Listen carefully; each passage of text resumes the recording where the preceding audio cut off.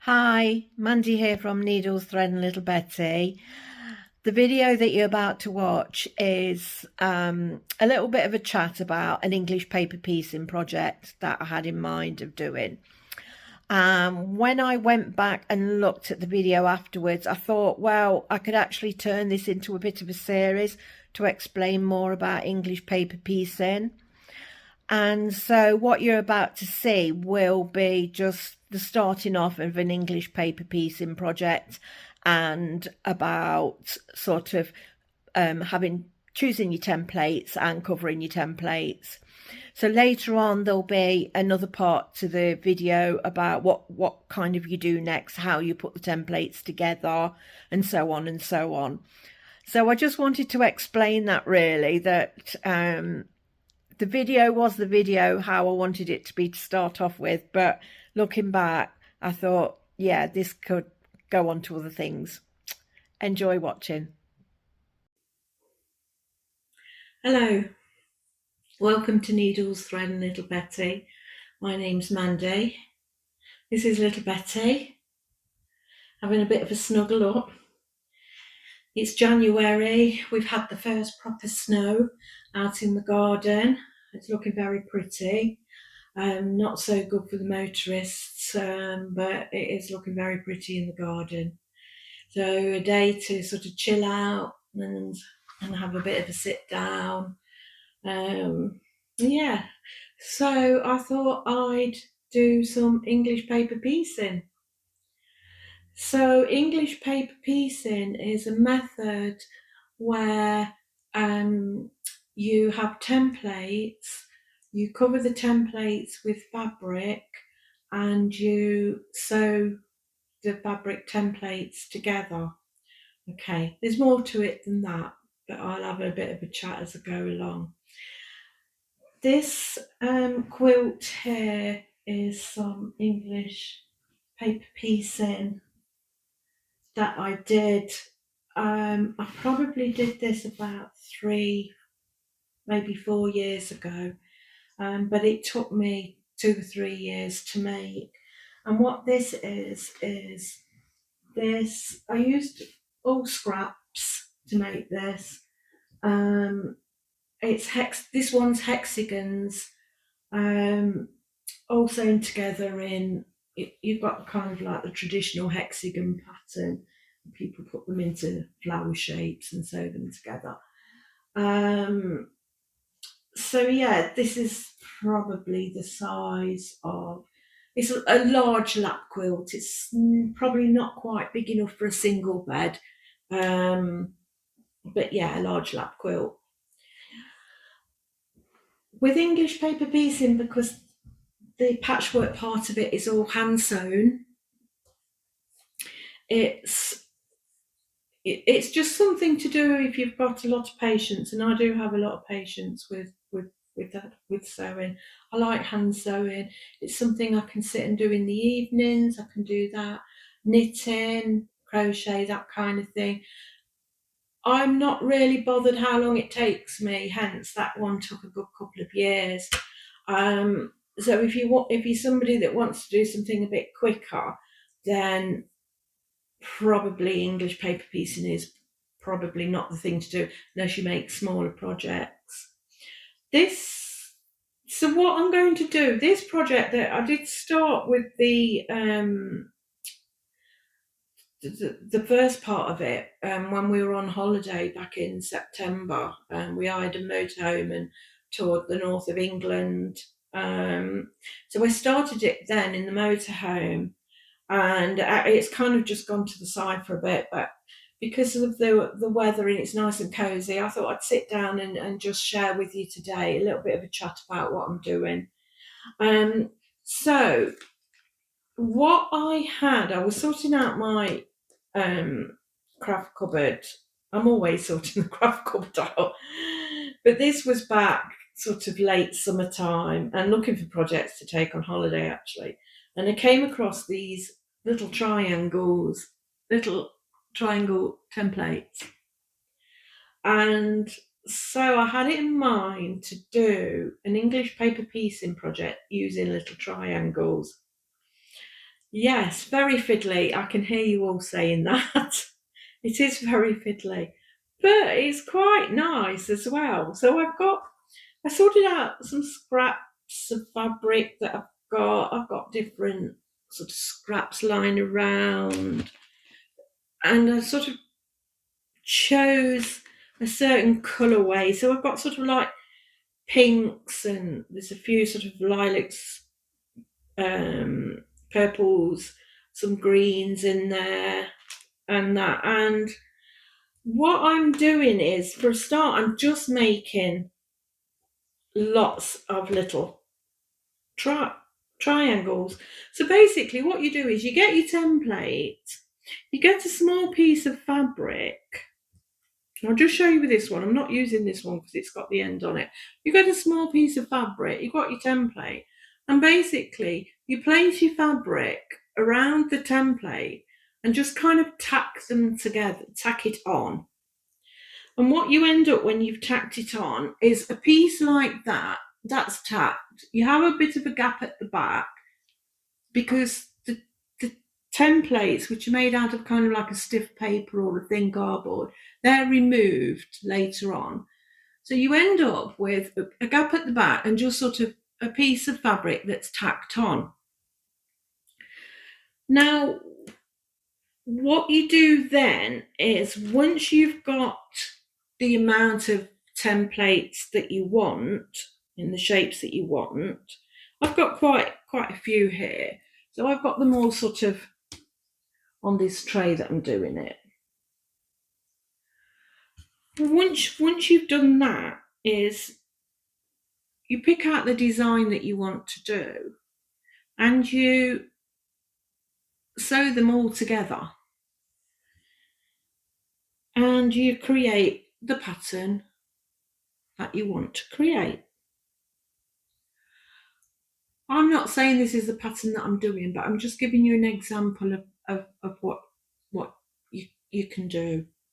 And you can make all sorts, because these together, you can make little diamonds,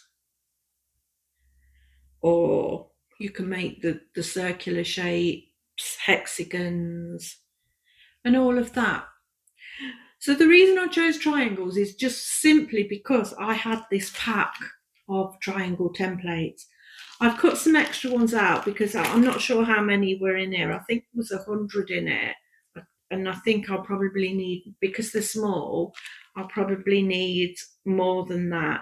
They're kind of like, the triangle shapes are each side's an inch, about an inch. So they are quite small. And I kind of got the idea of what I'll do is make little Betty a little coat out of it when it's finished. So, but before I can do that and shape the coat, I need to make the fabric that I'm working with. Okay, it all sounds very backwards, don't it? You get beautiful fabric, you cut it up into bits, and then you just sew it back together to make fabric. But hey ho, that's what we do when we're designing things and making things unique and special to how we want. So all I'm doing today is I'm just making lots and lots of these fabric fabric covered templates. So then I can sort out a design that I want to do and how I'm going to sew it together into the fabric. So to start off with, so the fabric that I'm using, as I said, it's all scraps. I'm just going to sort of roughly cut. These don't have to be precise. You can cut it all precise if you want to, but I'm not that fussed about that. I just need to have fabric that's going to cover the triangle. So I cut the bits of fabric down into just larger than the triangle itself, so probably about 6 mil, just over half a centimetre larger than what I need it for. Half a centimetre is going to be a little bit too small, because what you want to do is when you sew them together, you need to be careful of any fraying or anything like that. So I'm just basically snipping a rough triangle shape, just bigger than what I need for the template. Now there's different ways of covering, and different people have different methods, and just, you know, if you've done this before, just use the method that you normally use. When I did the hexagons, because they're a lot bigger, I used little paper clips. So you fold your fabric over the edge of the template, no matter what shape it is. Because that was bigger, what I did is I put paper clips over to keep the shape of the hexagon. Okay, and then that keeps it in place for you to then just sort of tack the edges in to hold the material in place of the template. Okay, here I go again with my words. Because these are a lot smaller, what I'm going to do is I'm going to tack them in place. I've just got this little bit of cotton thread, just any old cotton, because this will all come out afterwards. I've just got some spare cotton thread. For some reason, I won't move up my needle. I think I've twisted it around. That's fine. Okay. And I'm just going to do a couple of tacks in place just to attach my thread to the fabric. And then I'm just going to push the needle all the way through the template, through to the cardboard, the stiff paper that you're using. It doesn't matter because this will all come out afterwards. So that's now attached the fabric to the template. I'm then going to fold over the next piece of fabric over the next edge. And I'm just gently going to push the needle back through and just tack into. These can be wide stitches. You don't want small stitches because you are going to be pulling them out. So just tack into the next side that you're doing. And again, a large stitch into the centre of the template, of that edge, all the way through. And fold over the last edge. And into that last edge seam. Like I said, it doesn't matter about you going into the template at all, because this is all going to come off. Okay. And then just finish off. Doesn't matter how rough it looks at the back. And just finish off your cotton. Snip that.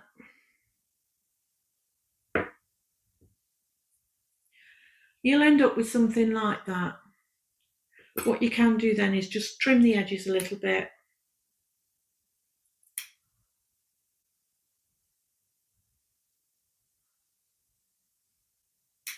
And you just keep going until you've got a handful.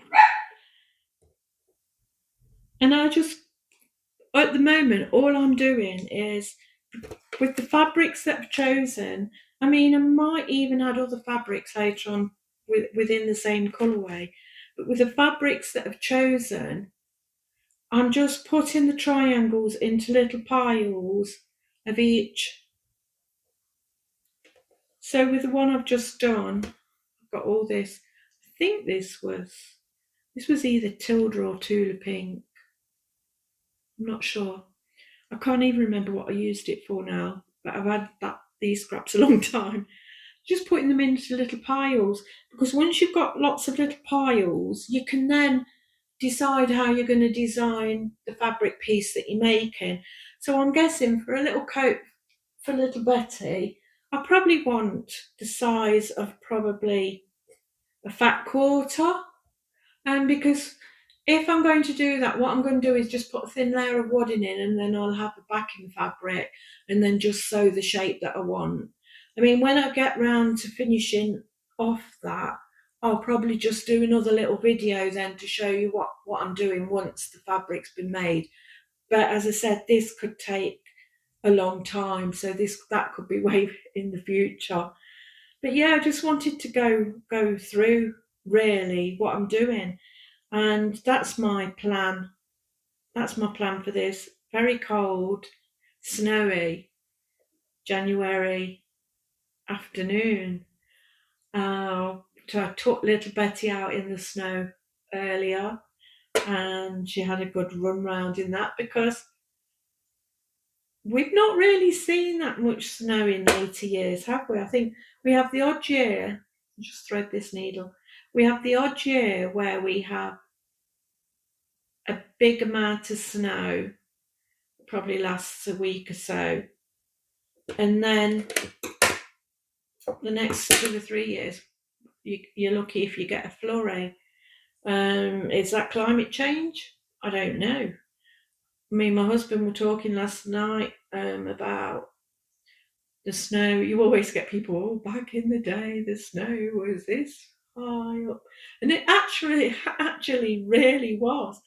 I remember when I was a youngster opening the back door of where we lived, and the snow had drifted up, and you open that door and you've got a wall of snow in front of you that's sort of like a good 2 or 3 feet high because the snow had drifted up, and you used to go out but it'd be there. Whether that's because I was a child and it just felt like weeks and weeks, but it would be there for weeks.